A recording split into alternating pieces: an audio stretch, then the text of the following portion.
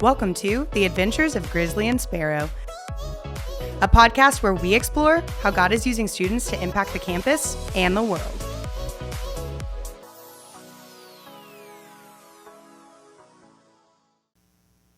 So you might be noticing that this week your hosts are lacking beards.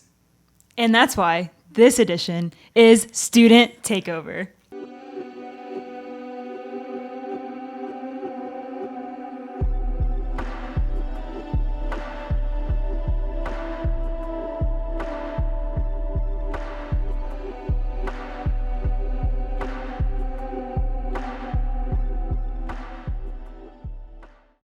Hey, you guys, this week we were given the awesome responsibility and privilege of hosting podcasting.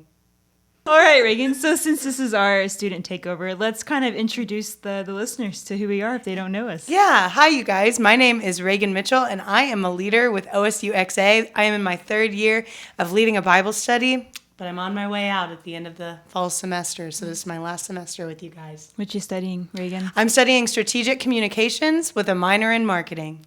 Yeah, tell us about yourself, Anna. Yeah, guys, my name is Anna Rankin. I am from Greenwood, Arkansas. This is my senior year at OSU, studying dietetics and then off to grad school so I can get that credentials, you know. And I'm also a student leader here at Chi Alpha, and I love it. It's been great. And she's our president. Yes, I have the honor of being president of OSU Chi Alpha this All year, hail the so chief. it's a lot of fun. We love Anna. Anna's awesome, a great leader.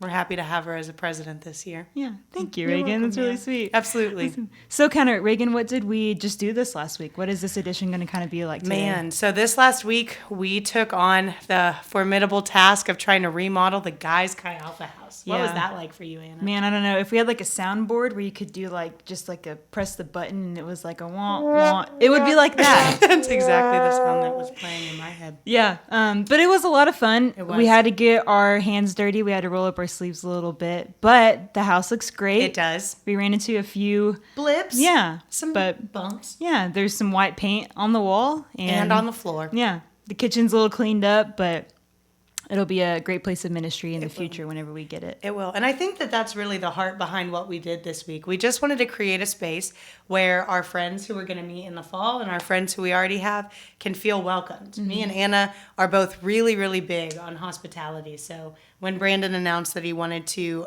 do the work on the Chi Alpha house so that it would be ready for the fall, Yeah. we were pretty excited. Definitely. We took the opportunity, especially with COVID that's happening right now where freshmen are not going to really be able to enjoy classes and organizations and clubs. So this will be a really good opportunity just to welcome them into a place that smells nice. Yeah. A place that's got nice walls. There's a lot of light, you know. Bam. Get a little something in there like that. Hashtag Blizzard Fog. Thank you, Lowe's, for all your help. We appreciate you.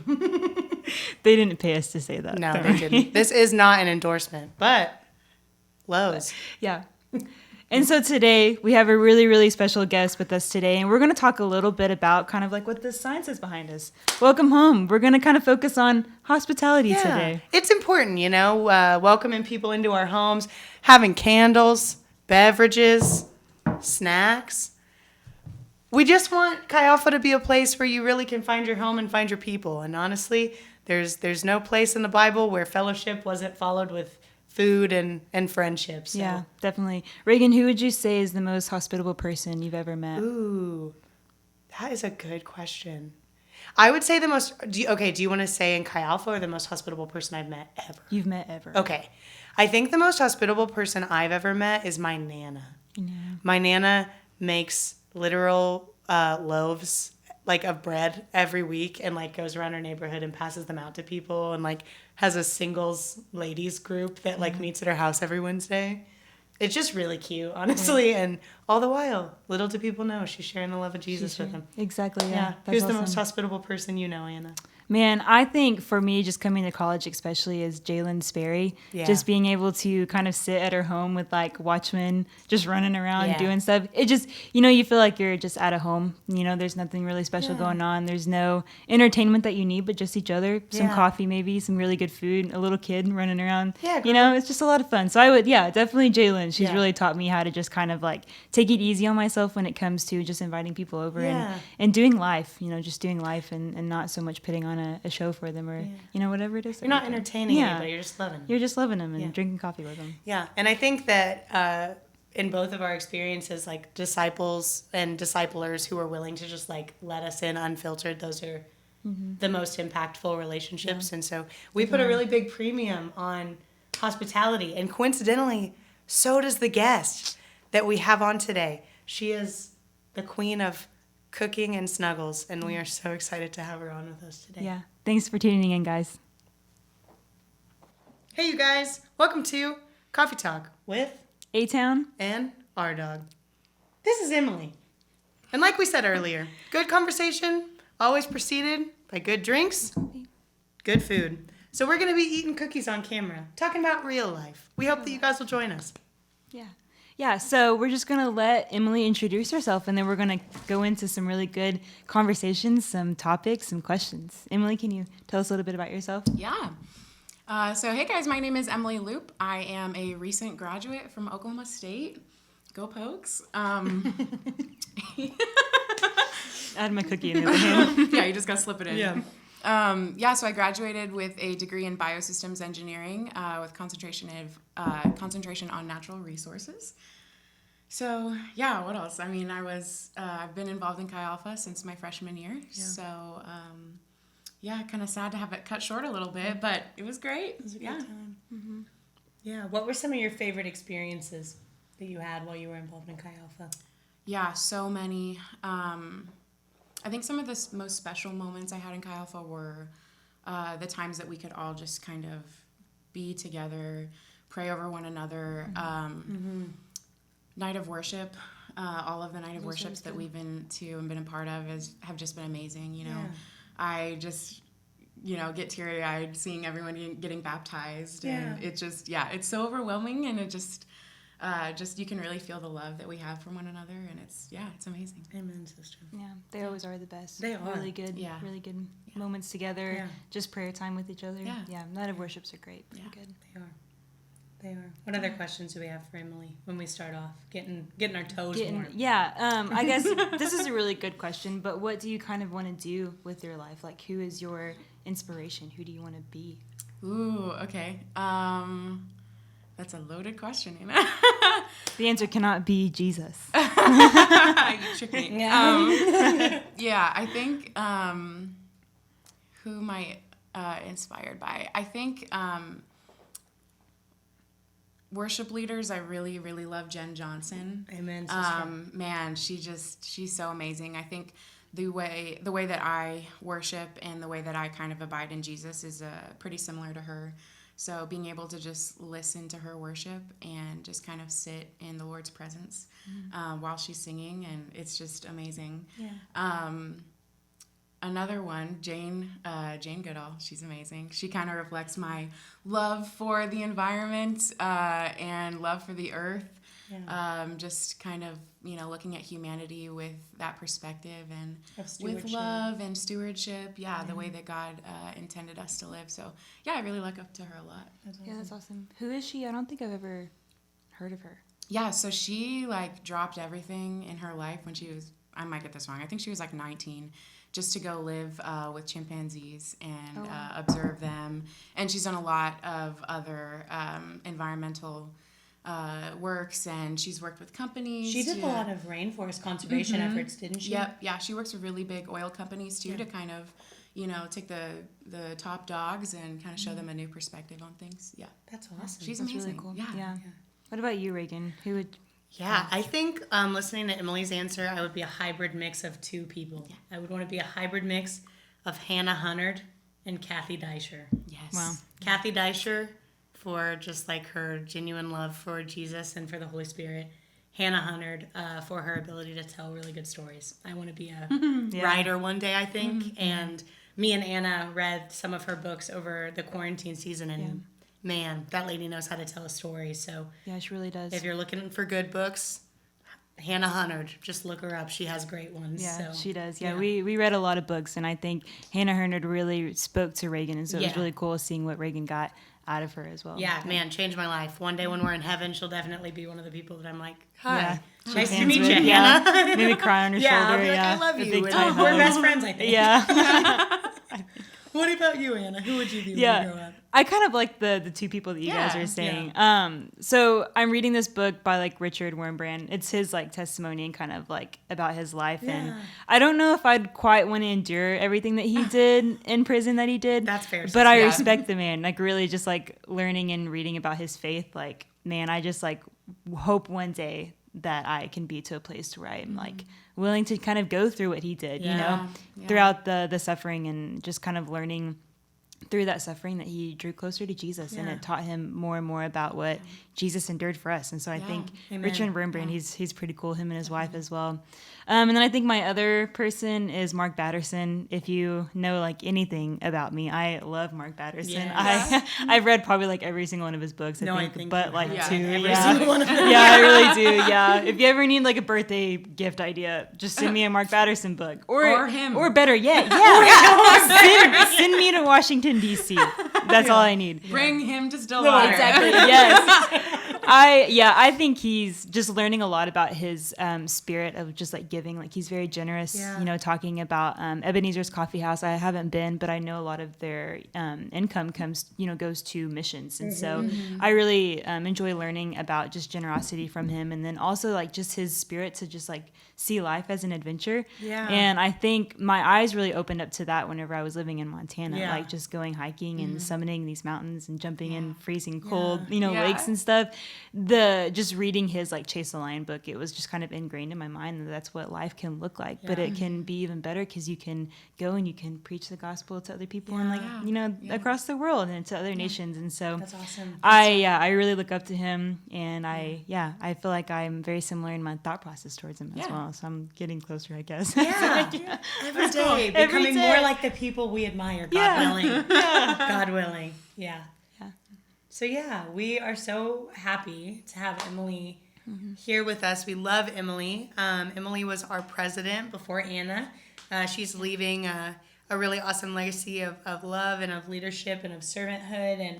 And one of the capacities that we kind of wanted to start off with talking to Emily about is the way that she served as a worship leader. So, Emily, what was the biggest lesson that you learned from your experience as a worship leader? Yeah, I think I learned a lot of lessons. I think I learned a new capacity of leadership and what that meant, because me leading Bible studies, it was more of like a team effort. Like what's something that we all can benefit from and all learn from.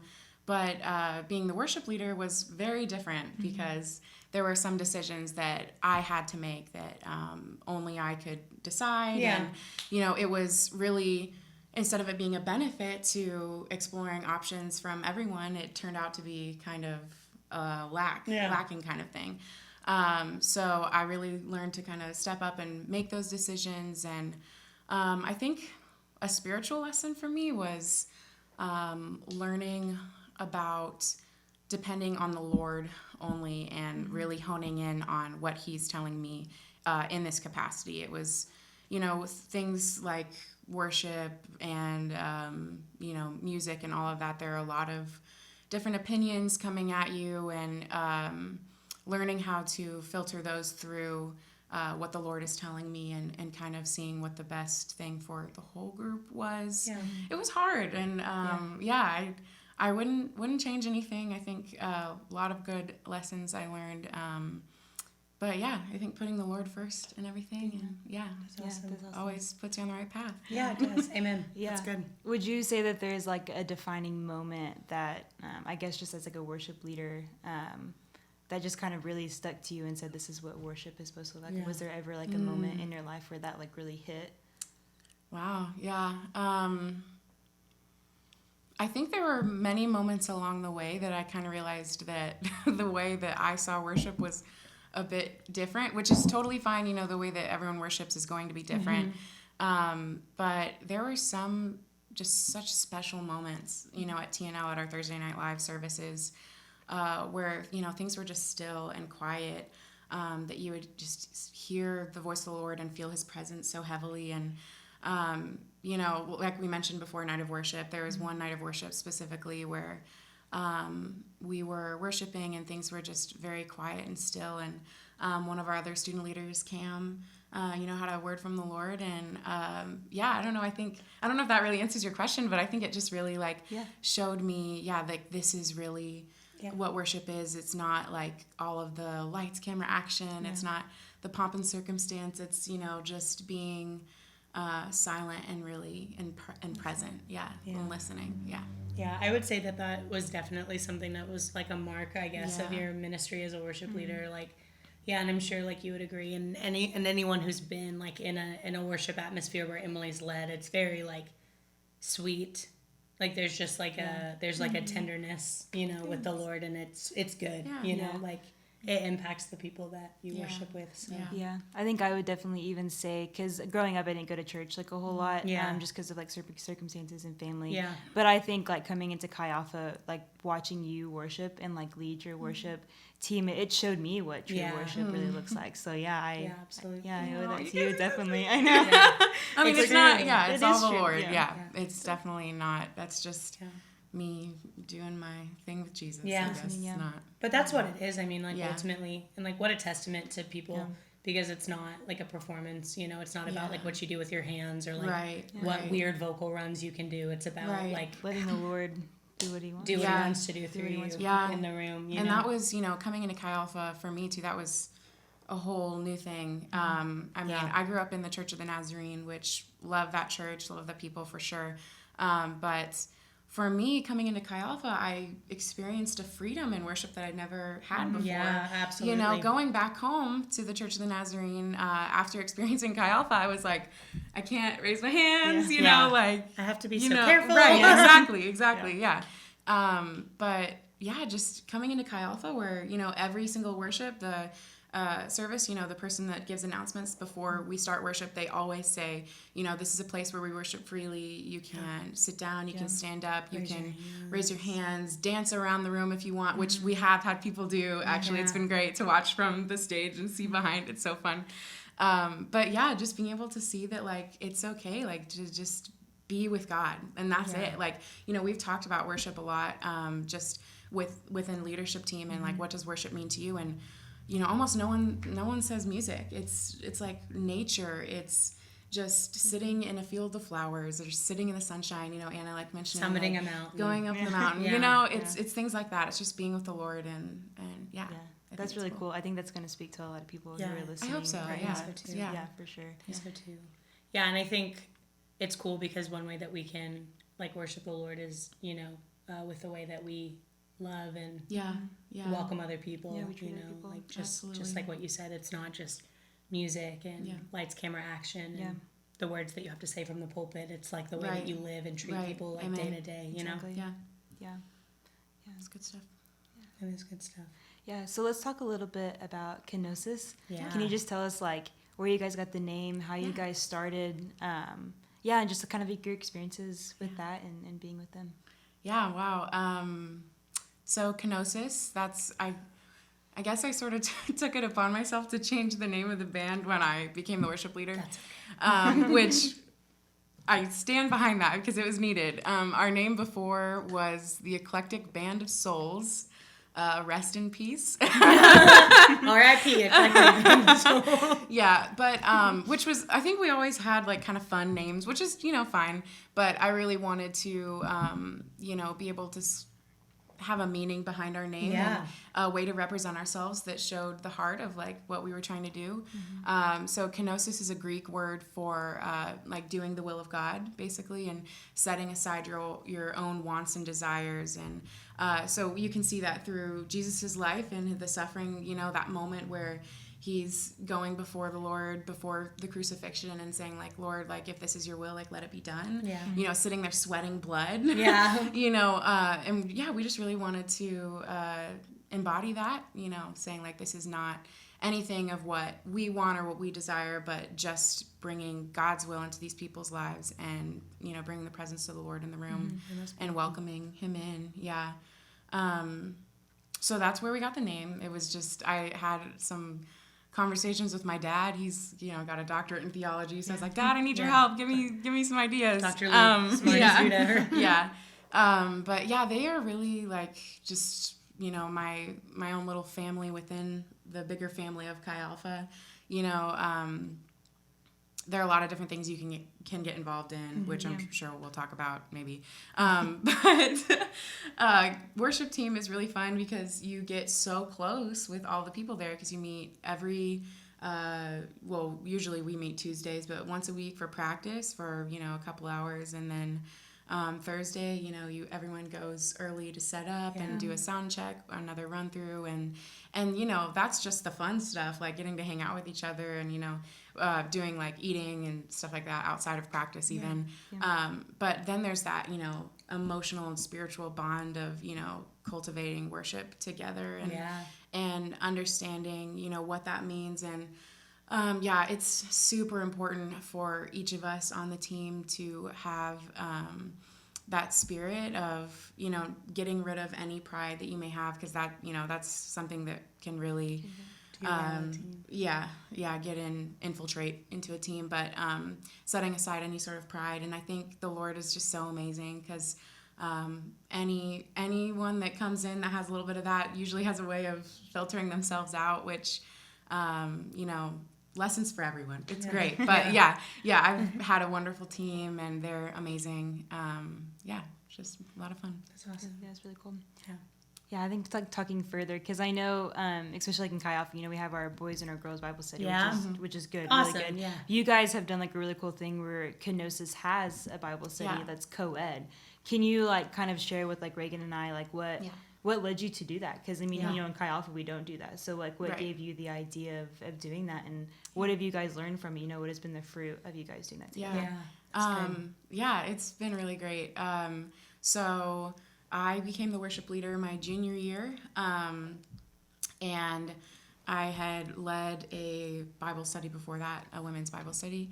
And I think I was sort of at the like mental space where I didn't really know if I could handle doing, you know, pursuing my engineering degree and leading a Bible study and then also becoming the worship leader. It was just, I didn't really feel like I could do all of that. So Cynthia and I were kind of talking about it, and she's like, well, why don't you kind of explore doing something with the band? And I had been wanting to do kind of like a small group-esque sort of thing every week. So that's kind of just what it turned into. So like before practice every Tuesday, we would kind of sit down together, have our little circle time, and just, it was different every week. You know, last year I started leading a Bible study again, and in order for me to do that, I had them leading the circle time every week. So it was really cool to see people step up, and, you know, our new members, and you know, we have some, or last year freshmen and sophomore coming to join the team in the coming year, which is really awesome, seeing them kind of step up in that leadership position. And we've learned, we like to sit back and read lyrics of the songs that we're going to sing that week. Man, that's so important. Because it's so easy to just, you know, sing the songs and not really think about the words. But it allows us to really read through the lyrics and understand what they mean and mirror them to Scripture, because a lot of what we sing is Scripture. That's super important to us too. Sometimes we do other stuff too. It depends on whatever person wants to lead. But I think that's good. Yeah, it is. So what do you think, if you could offer any advice to yourself or offer any advice to future worship leaders wanting to cultivate an atmosphere where the Holy Spirit is like welcome and he can move freely, be it at TNL or in the context of like a worship team small group? Like, what advice would you offer them? There's a lot of things. I think, first of all, no matter what advice I could give you, I think it would just be, you have to learn some stuff by yourself and with the Lord. But I think prioritizing your own worship time is super, super important. You know, and I stressed that with the team quite a bit. You know, if we can't expect to go and lead people into the presence of the Lord and help other people experience that if we don't experience it ourselves. Amen. That's so good. So being a worship leader, you have to be the example of that too, you know, to your team. And I mean, by no means am I amazing at that. It's a learning experience every single week, every day. Yeah. But yeah, just taking the time to prioritize your own relationship with the Lord and let the fruit of that be shown through what you do. Just like anything, really, but applying that to worship, I think. Yeah. Dawson's going to be our next worship leader. So he's going to be amazing. Shout out to Dawson. I love that kid. He's going to be great. Dawson's really, I feel like I'm okay, like the whole, like the spiritual part, and our worship leader before me who just finished grad school, Josh, he's really great at bringing like the excitement and the like the sound theology. The technical excellence of it all. Yeah, he's really great at that, but I think Dawson's going to be really great at both of those things. Yeah. So I'm super excited to see what that looks like. I know. I'm glad. Yeah, I know. I'm glad we get to stick around and see it. See that. See Dawson Kinzer in action. Yeah, drumming away. Yeah, that'll be awesome. Yeah. Man, I'm really excited for this next season of Kenosis, and I think that just like any legacy, they because of Jesus, I mean, just have a lot to look up to in you and the way that you led them. So thanks for being obedient, Em, and teaching all of us a little bit about what it means to worship Jesus. Day by day, sister. Yeah.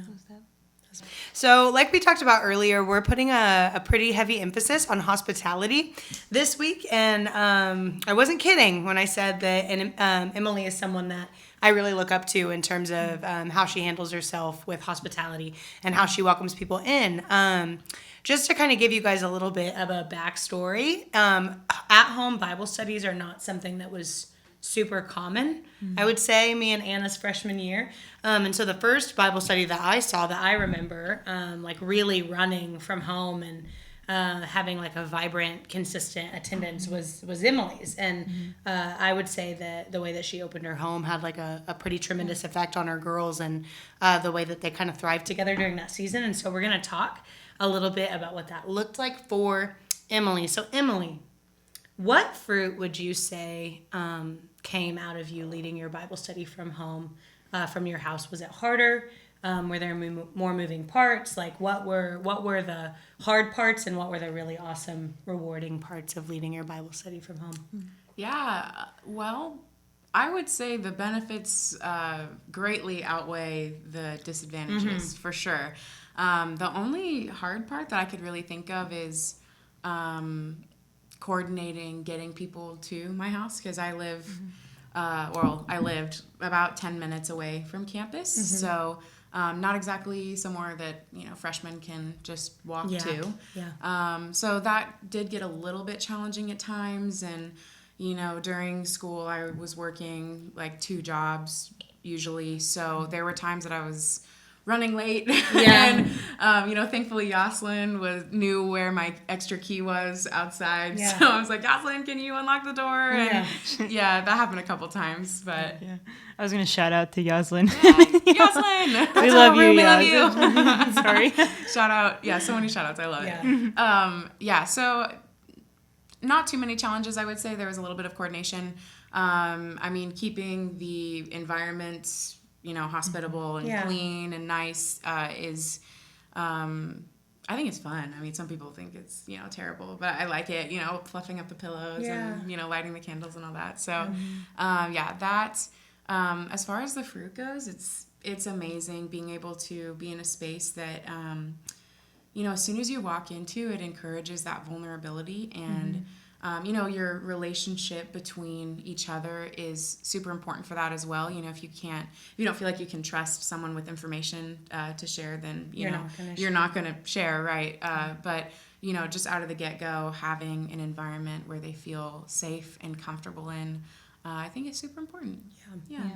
Yeah, no, I think we were going kind of towards that with like the guys' house this past week. Environment is important whenever you are welcoming people into your home and you're talking about the Bible with them. It's important for them to feel safe around you. And so a lot of times like that vision of wanting to have that Bible study where people can come in and be safe, it starts with what the environment looks like. And so in order to reach that vision, it usually just starts with like one person actually doing it. And so I think, like Reagan said, we really saw how you did it. And we learned a lot just about, how to do that as well and how fruitful it can be. Just, fluffing up pillows, having baked cookies. Easy. Yeah, because people are like, I'm home, and it does a lot in people's Yeah. hearts whenever. Absolutely. Yeah.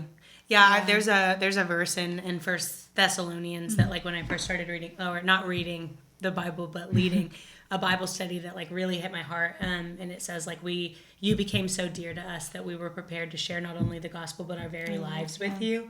And I think that like what you hit on is just so important. Like our homes should be spaces that are like welcoming to people, places where like the Holy Spirit can move and dwell freely, you know. And I think that, you know, I would definitely say that your home was for sure that place. Yeah. Post Oak Drive, forever, you know. Don't go there now. We don't live there. Don't visit that place. Yeah. I think it's just important kind of to point out too, just for those who are listening, in order to invite someone into like a really hospitable environment, you don't need a ton of wall decorations. You don't need. No, you do not. Yeah, You don't we need didn't have- the softest. Yeah, you don't need the softest couch. You don't have to, shell out all of that money just to make it that way. Like that's not the only way that It's not an about environment's made. aesthetics. Yeah, Yeah. right. That's not how the environment's made. It's really made just kind of the heart of the person who's leading it. Yeah. And I think, that's really good. Absolutely. Yeah. I mean, I had really great examples too. I mean, our first, like we talked about earlier, my junior year, I didn't lead the Bible study, but we still had it at my house. Yeah. So Jocelyn led that one, and it was, it was a really great time to just kind of blend our two Bible studies from the previous year into one and just cultivate that family. And, we didn't have anything really special. Most weeks it was just like coffee and tea from my Keurig.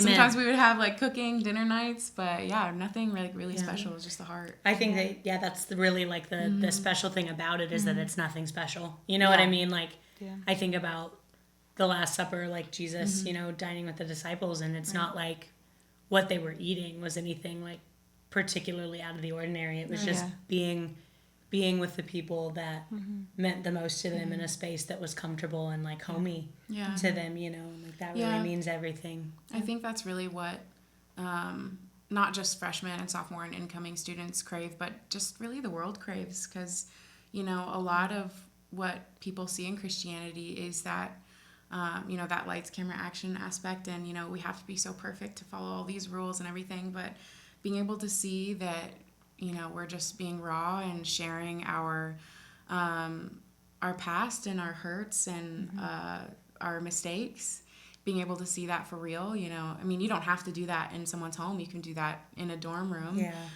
with anyone. You can do that in a student union, but being able to see that is really important. Yeah, for sure.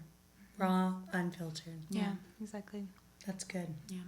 How would you say, like, through the COVID pandemic that we are kind of facing now as students in college and even high school students, but what would be, I guess, kind of like advice as far as being hospitable in like during the pandemic, whether it's like 6 feet apart or not being able to gather with large groups, like what would be a good piece of advice just to be hospitable? That's a good question. Yeah, that's 6 feet apart, I know. We're huggers in this like, family. yeah. So we're huggers.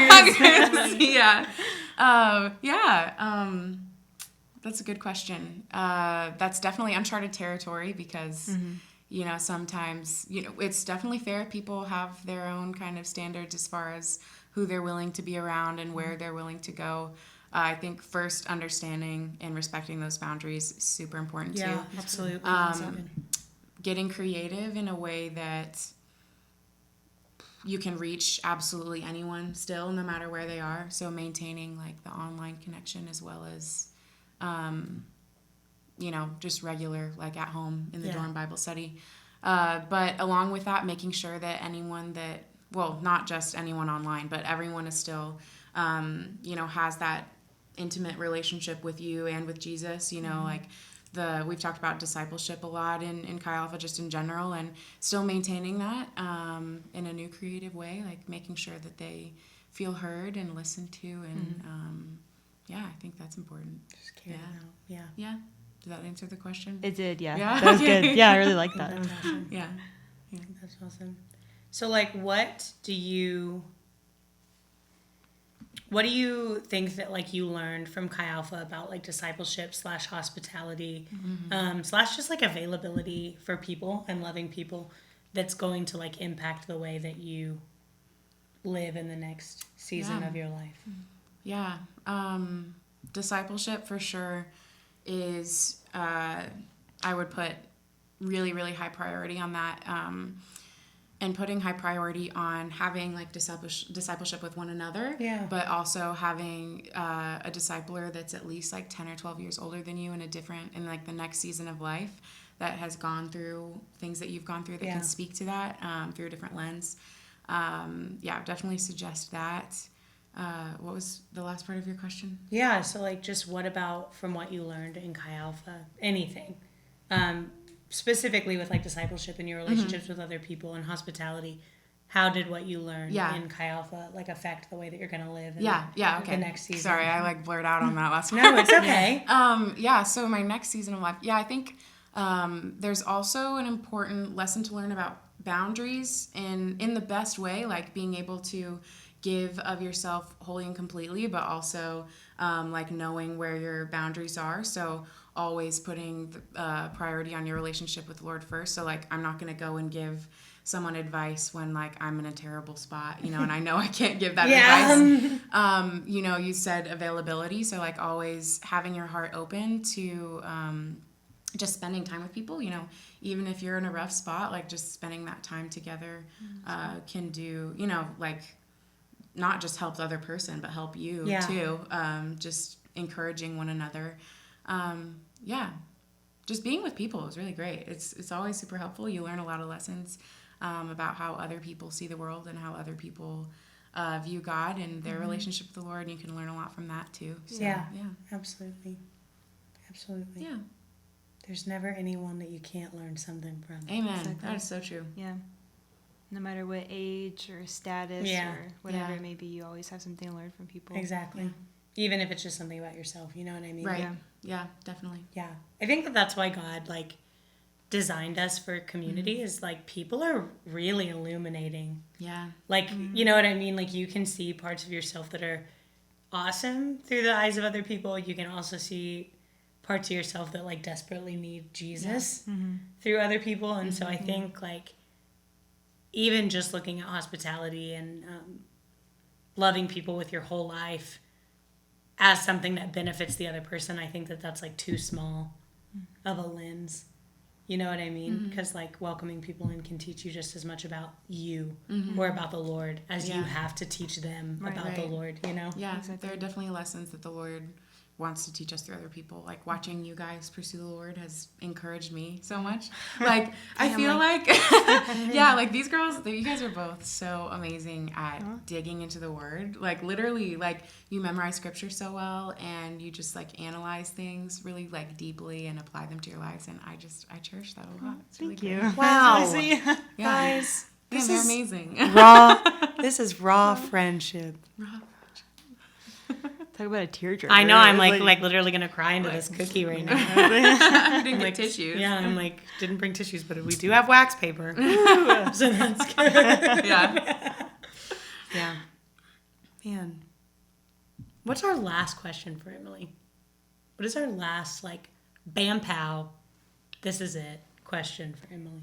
Yeah, maybe this one. I really like to ask this question to people who are kind of going on to like another stage of life. But we talked earlier about like who's your inspiration, who do you look up to. But as far as just like being Emily Leupp and like graduating, going to grad school, like your plan afterwards, like what would you say that your like big dream is in the future? Like what do you want to see? Yeah. I don't know, like your legacy. Be? Right. Like what do you want your legacy to be? Yeah, I think. Within Chi Alpha, we talk a lot about what our legacy is going to be. So coming into my senior year last August, that was something I really wanted to give a lot of thought to.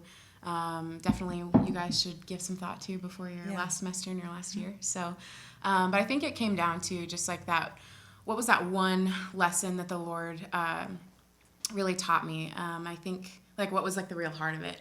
And for me, I think personally it was just really how to love people. And I wrote on our little legacy wall, you can't see it because the shelf's over it, but one thing I said was like, let your default be love. And I think for me, that's just like the real anchoring point for what I kind of wanted my legacy to look like, I guess, was, so many of our human tendencies say to be selfish and to look after yourself. And I don't know, I think that if we could just really let our default reaction to be to love people and to point each other back to the Lord, I think that would really create a lot of change. As far as my future, what that looks like, I think learning more about that, learning more about loving people. I've lived in Oklahoma almost my whole life, and now I'm moving to North Carolina for grad school. So that's going to be a completely new territory. I don't know anyone there. So I think I'm going to learn more about what that means to love people, especially, not knowing anyone. And loving the earth. That's just, Loving the earth, loving the earth. That's really, Recycle. my heart lies there quite a bit. Leaving the earth better than we found it. Stewarding God's creation. I could go on a rant about that, so I won't continue. But yeah. Yeah, I think that's cool. I think that's really good for people who are like coming in as like freshmen, or even people who are in just college, like wondering what their in next the step trenches, is. Just knowing that the Lord has something so grand for them that's in the future, and whenever your mind is so limited to, this job is going to make me this amount of money, or this job will put me in, this bigger city. Right. At the end of it, it's like, what does that amount to it? What is the ministry that the Lord has placed on your heart? And if that is to take a paying job that's nothing, if that's becoming a missionary and being supported, or if that's, going across the country and living in a place that's restricted to Christians, absolutely. the Lord will take care of you with that. And it's going to be, like I said before, it's an adventure. Absolutely. No Absolutely. matter what happens. And it's cool because like the Lord, he doesn't just like send you to places to send you to places. He sends you to places to send you to people. And so I just am super excited that there's another group of people halfway across the country or all the way across the country that get to know like the loving, loyal, consistent friend that we've known in you. Yeah. And so, I know. Yeah, North Carolina, like, man, they're lucky. I know. Yeah, North Carolina is going to be super blessed to have you. They don't even know what's coming. Yeah. Emily Leupp on the move. Yeah. She's coming. Yeah. Yeah. Well, thank you so much, Emily, Thanks, for guys. spinning this podcast with us and being our first student takeover. Yeah, this was so much fun. This This was so much awesome. fun. Yeah, just take permanent position, I'm just saying. Think about it. We love love Sparrow Brandon. and We do, Brandon. Very no one much. can take them. No one can take that their spot. place. Yeah. I can't grow a beard like that. No, me neither. I hope I never do. I mean, No, yeah. same. Yeah, absolutely. Hormones are Amen no to joke. that. No, right? Yeah. Yeah. Yeah. Well, we love you guys. Yeah. And like Anna said, and like Emily said, such an honor to just be trusted with this Right. for a little bit of time. And we hope you guys enjoy this episode and that you enjoy those kids being cute. What's next? I think Is it the kids' corner? the kids or- corner. Yes. The kids corner. So we hope you guys enjoy that. We'll see you later. Bye, guys. Bye. Kids Corner! Kids Corner! Kids Corner! That's a more time. One, two.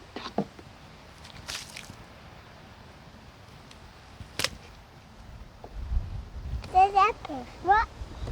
Apple the fly. Apple the fly. Daddy. Whee! Daddy, is a tractor. That's a tractor. That is a tractor. That's a tractor. Real? And this tractor.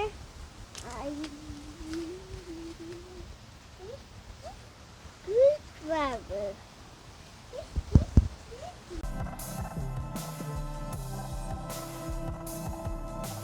This week, we were given the awesome responsibility and privilege of hosting podcasting.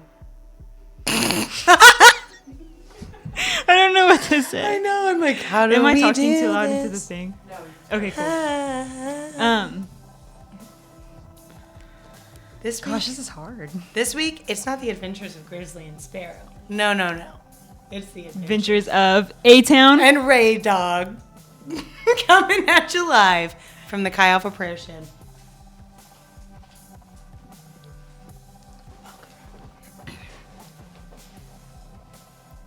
Yeah, so I think 2 seconds. Holy smokes. I Looked at you. I was like, I know. I was like, I'll just. oh my gosh. Okay, I'm sorry. Okay. think about something that makes you very mad, like taxes. Start. Nice. Welcome home. I'm just kidding. I'm sorry. We were just talking about something really serious, so. This is serious business. I should have not ate that cookie while I tried to talk. I'm sorry. Took on that real fast. All right. The welcome home Heimlich. Welcome home, Heimlich. They can't hear the spit take. And really like what the Lord had kind of shaped my heart into over the last 4 years was just being able to love people and like what that We